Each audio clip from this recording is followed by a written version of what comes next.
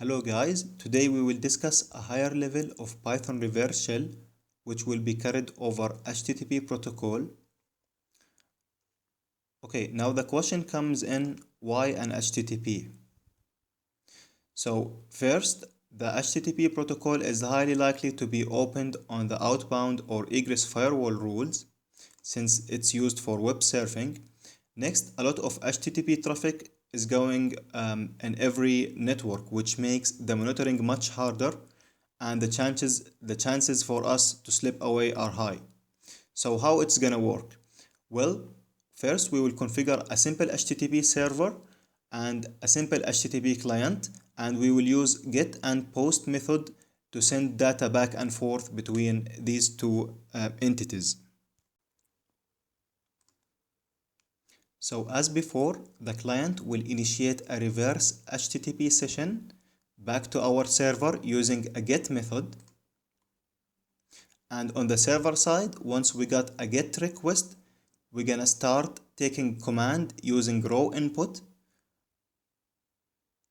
and we will send that command back to the target. Now the target, once got the command from our side, it's gonna initiate a sub-process, a cmd.exe as a sub-process, pass the command to that sub-process, and it will post the result back to us using post method.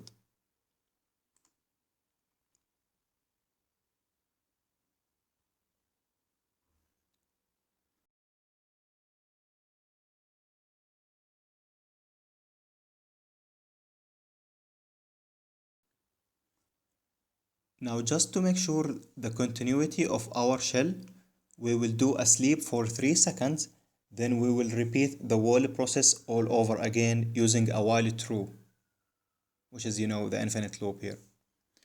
Okay, now you might be thinking, okay, maybe I got the point, but you are afraid about the complexity of the coding part. Well, believe it or not, the code is simpler than the previous TCP socket, especially in the file transfer section. And this is because that we are using a high-level protocol to transfer the files and data. Thanks for watching, and I hope to see you on the next video. Thank you very much.